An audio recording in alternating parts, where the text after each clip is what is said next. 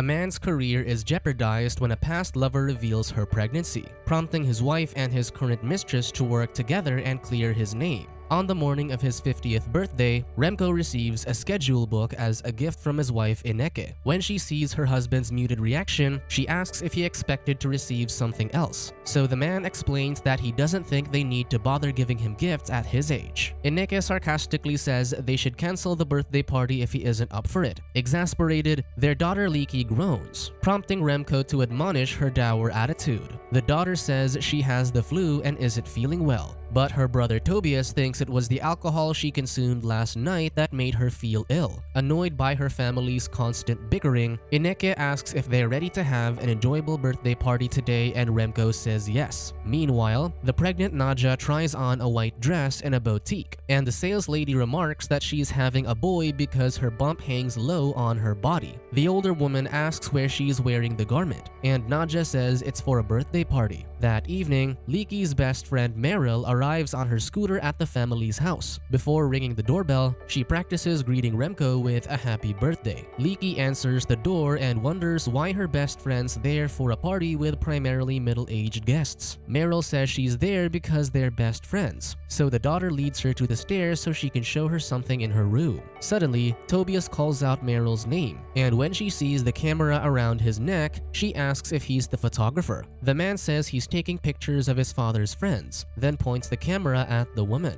However, Ineke pulls her friend up the stairs before her brother can take a picture. Then Tobias bumps into Wim, who's hurriedly walking toward the bathroom. As he enters, he sees his business partner Fred calling his name, but he ignores the man and locks the door. Inside, Wim lights a contract from the Akian company on fire and allows the ashes to fall into the commode. When Fred manages to open the door, he sees the ruined contract, which the business partner flushes. The man asks why he chose to burn the document instead of showing it to their third partner, Remco, and Wim says now isn't the right time. Fred disagrees and says this is their only chance, but the man explains that it wasn't the original copy anyway and that everything will make sense in a few days. In the bedroom, Ineke offers illegal substances to Merel, who partakes. The daughter asks her friend if her father invited her to the party, but the friend says she's there for her. Ineke says she knows how her father looks at the friend and that everyone at the party knows Remco's having an affair, though they choose to ignore it. Merel assures Ineke that she'd never sleep with her father, but adds that she wouldn't mind sleeping with her brother.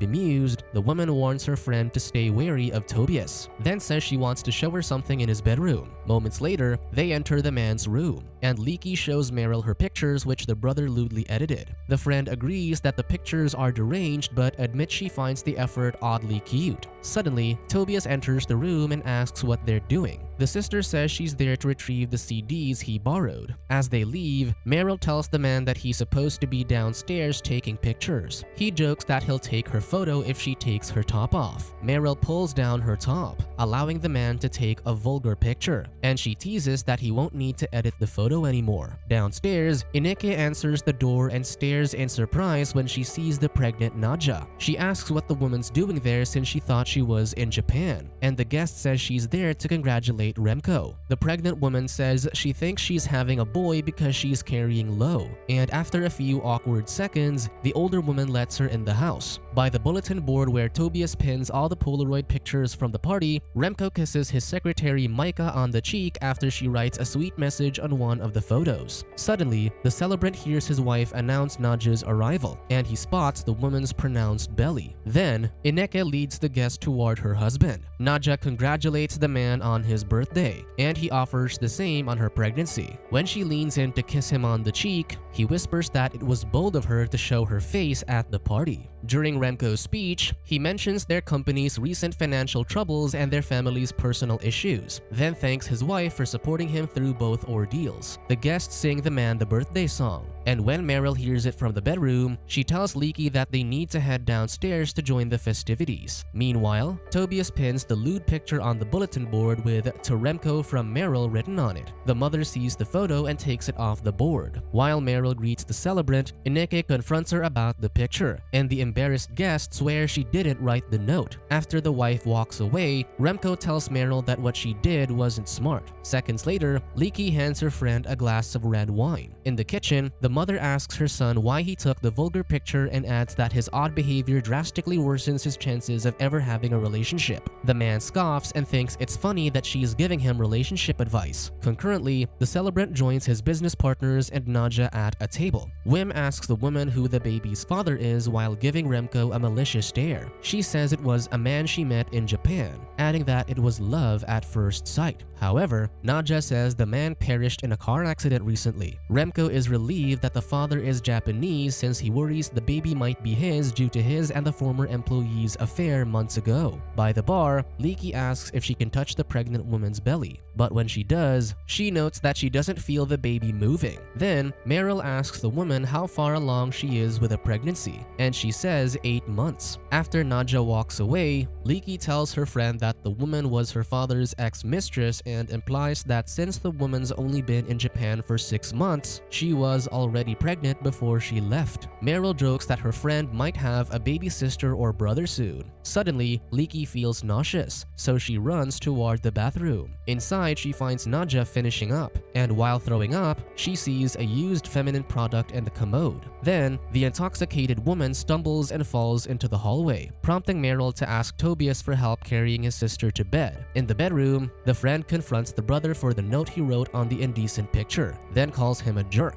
He says that the behavior runs in his father's side of the family, subtly implying that he knows something's happening between her and Remco. After the party, Ineke tells her husband that their marriage is over if he has anything to do with the baby Nadja's carrying. In the office, Wim and Fred call the man into the conference room for an urgent meeting. The pair informs their business partner that they received the quarterly figures and that the company's bankrupt. However, Remco disagrees because he still believes their new project in Dubai will bounce back. Furious, Wim tells him to give up on the project and consider selling to Akyun Capital Investments, who offered to buy the company. He explains that the Chinese company plans to pay in cash, and the three of them plus Ineke will receive 6 million euros each. Remco is in disbelief that his partners dealt with the company's sale without informing him. Fred asks him to think about it, especially since the company's bound to collapse. However, the man says he doesn't care if it collapses with them in it, and then he storms out of the room. Later, the pregnant woman informs him in his office that she lied yesterday and that the baby is his. Suddenly, Wim and Fred enter the room, and the former reveals that he and Nadja work together to blackmail Remco. He says he won't tell Ineke the truth if he agrees to the takeover. Fred says he didn't know about the blackmail plan,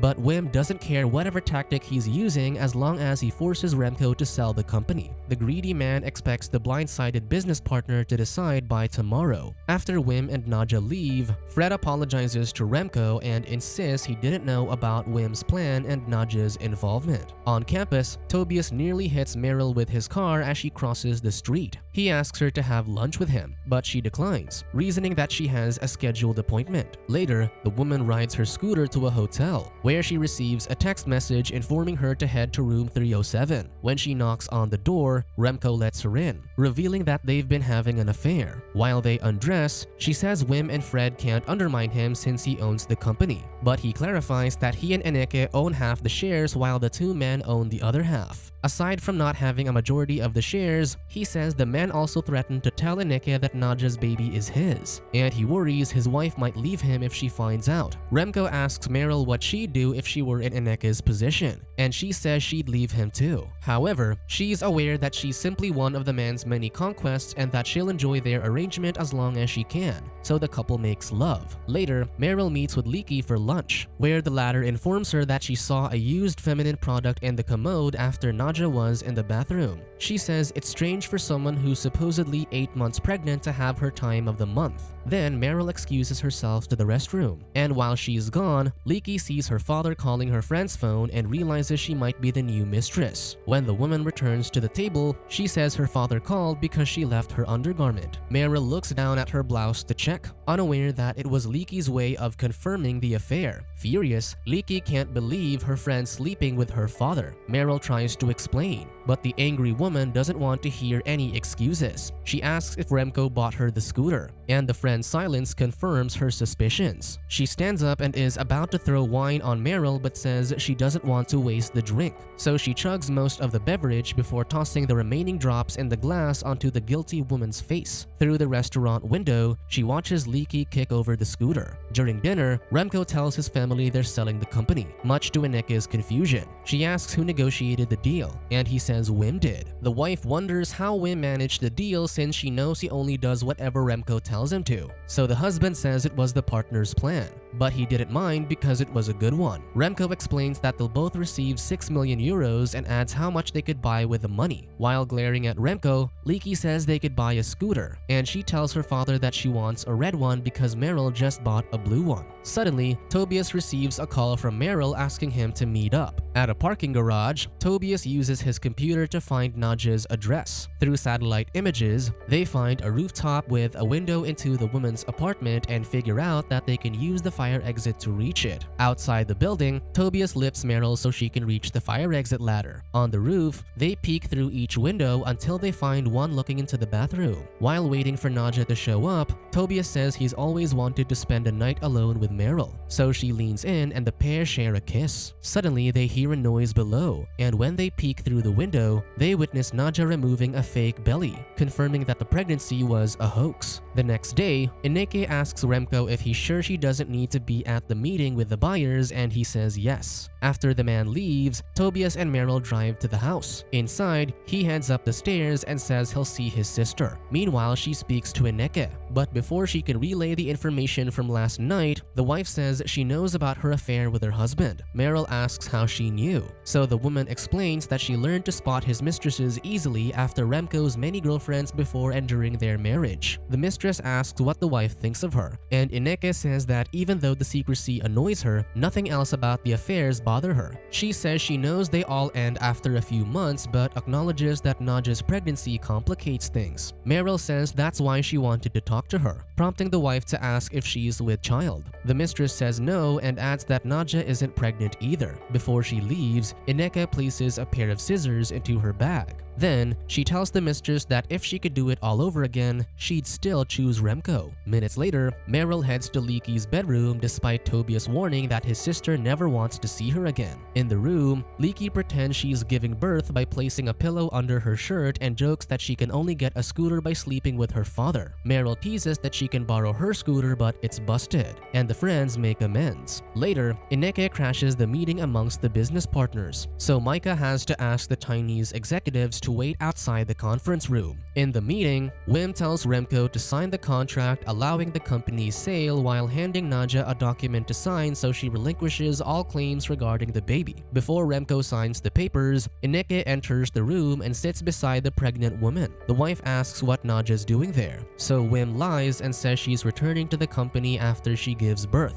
Seconds later, Ineke says she has a gift for the pregnant woman, then takes the scissors from her bag and stabs Nadja's belly several times. The horrified men jump from their seats, but their fear turns to confusion when no blood appears on her clothes, and she doesn't cry out in pain. After she pulls out the scissors embedded in her fake belly, Nadja tells Wim that he'll need a new plan. Then Ineke stands up, tells her husband he knows what to do next, and leaves the room. Remco realizes the woman isn't pregnant and grabs the documents before Wim takes them. He says he can use the papers as evidence to sue him for extortion and fraud, but instead, he, Ineke, and Fred can use their majority ownership of shares to kick Wim out of the company. Later, the man meets Merel at the hotel and happily informs her that Ineke found out Nadja wasn't pregnant, that they fired Wim, and agreed to a merger with the Chinese instead of a takeover. However, he wonders why Merel isn't removing her clothes, so she finally says she's ending their relationship. Outside, she tells Tobias she's single again and kisses him. Leaky hands her tickets to a concert in Berlin, and the trio joyously drives off. That evening, Remco takes Ineke out for a date at a fancy restaurant. He asks how she knew about Nadja's fake belly, and the woman says his ex-girlfriend Merel told her, taking him aback. When she doesn't drink the wine, the man asks if she'd like something else, so she finally admits she's pregnant. Ecstatic, the man rises to his feet to kiss his wife on the cheek. Then, Ineke asks if he'd like to know the baby's father, stunning Remco.